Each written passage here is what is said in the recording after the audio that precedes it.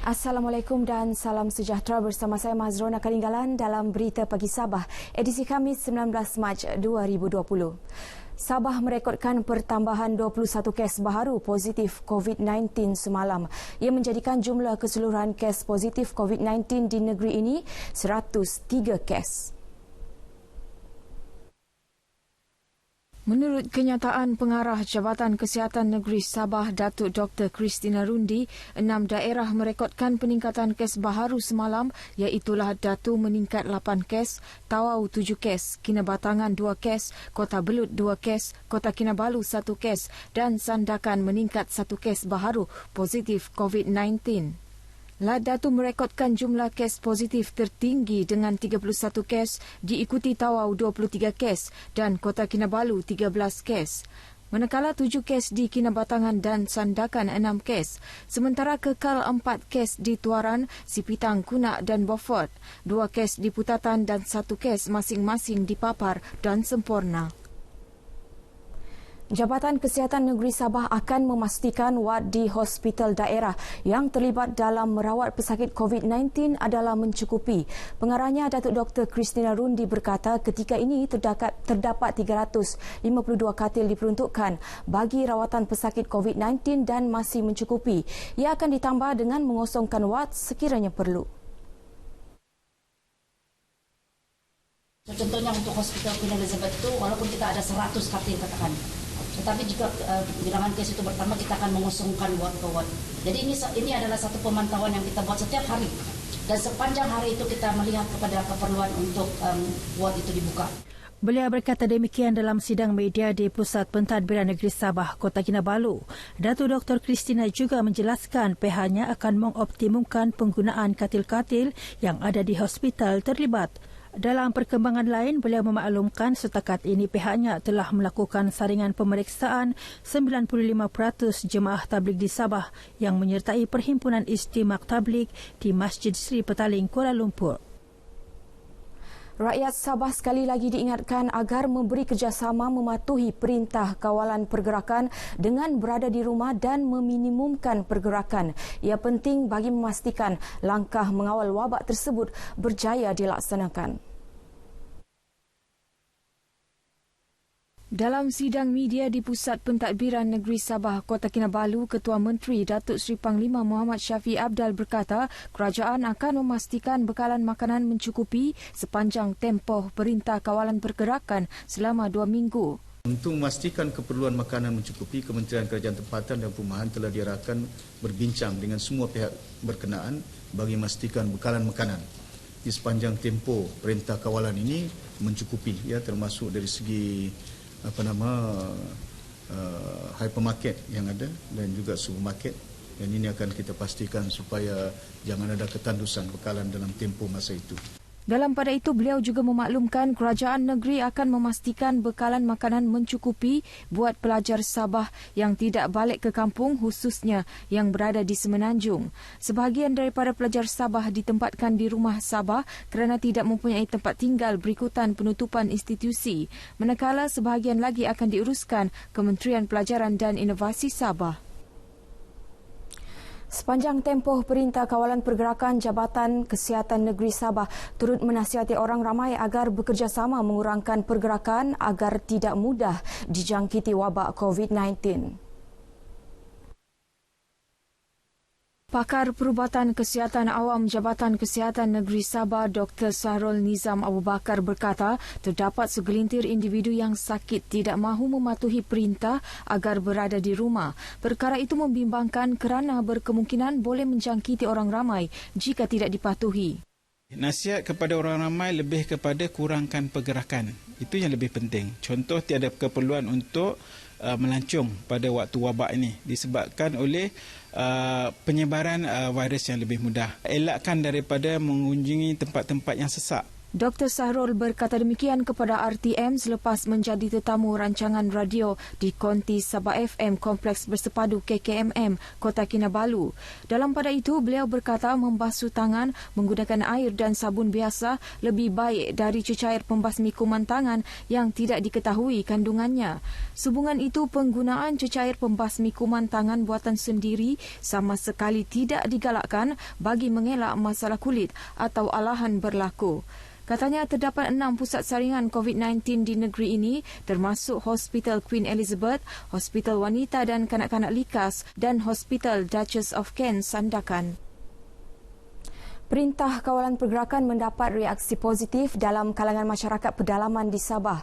Penduduk kawasan pedalaman di Keningau ketika ditemui pemberita RTM menyifatkan ia sebagai tindakan yang tepat dalam membendung penularan wabak COVID-19.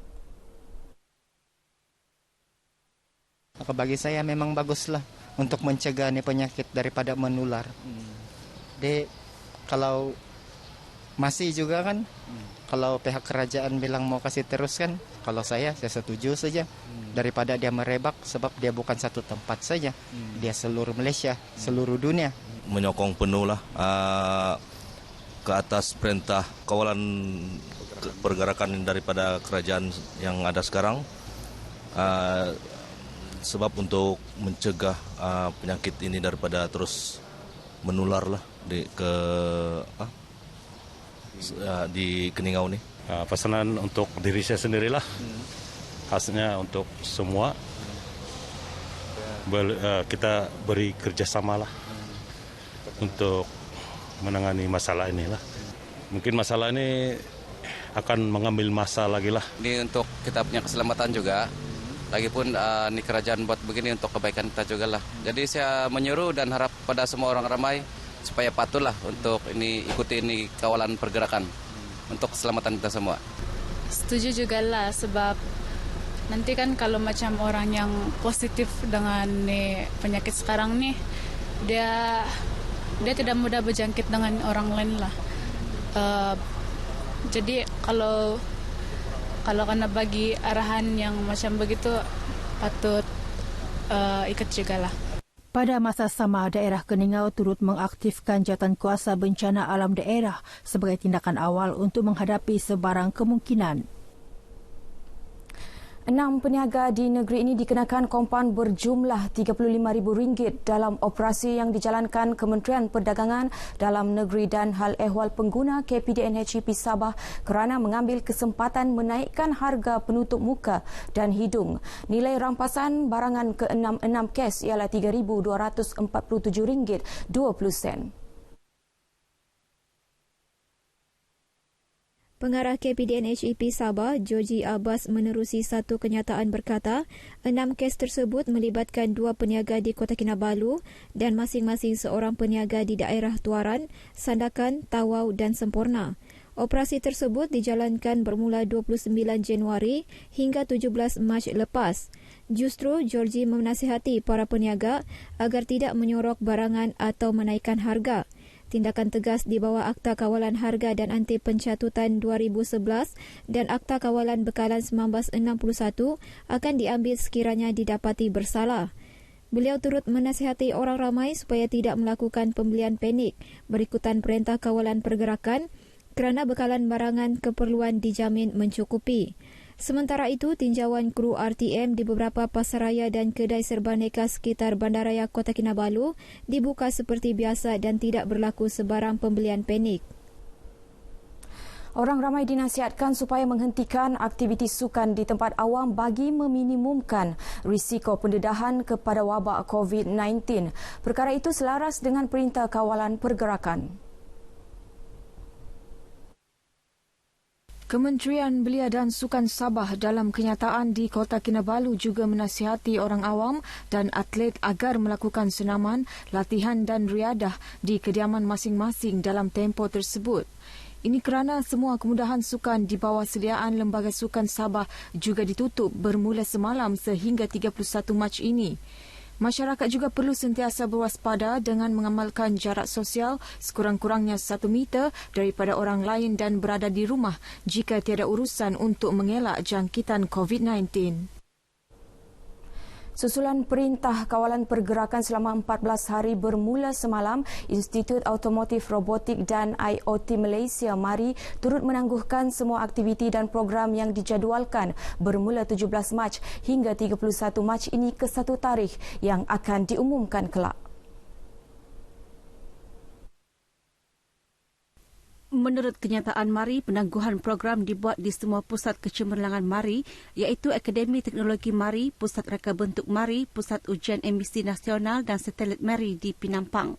Walaupun premis-premis MARI tidak dibuka kepada orang awam, namun pegawai MARI kekal menjalankan tugas seperti biasa menerusi talian. Sebarang urusan sama ada melibatkan orang awam, wakil industri maupun pencawat awam akan diteruskan menggunakan teknologi sedia ada. Ia bagi membolehkan mesyuarat dan perbincangan dilakukan secara maya atau melalui aplikasi lain. Hospital Queen Elizabeth I Kota Kinabalu mengalami kebakaran kecil melibatkan alat pendingin hawa di tingkat 4 petang semalam. Bagaimanapun, kebakaran itu tidak melibatkan struktur bangunan. Menurut kenyataan Pusat Gerakan Operasi Jabatan Bomba dan Penyelamat Sabah, Balai Bomba dan Penyelamat Kota Kinabalu menerima panggilan pada jam 4.05 petang. 22 anggota bomba bersama 5 buah jentera digerakkan ke lokasi kejadian yang diketuai Pegawai Bomba Kanan 2 Nurkizan Durudin. Bagaimanapun, kebakaran itu terpadam sendiri selepas kegiatan hospital menutup suis pendingin hawa. Pasukan bomba seterusnya membuat pemeriksaan bagi memastikan tiada kemerbahayaan lain. Operasi terkawal 10 minit kemudian dan tamat pada jam 4.20 petang. Baik saudara, sekian berita pagi Sabah. Teruskan menonton RTM, jenama media paling dipercayai di Malaysia. Saya Mazrona Kalinggalan. Assalamualaikum dan sayangi Malaysiaku.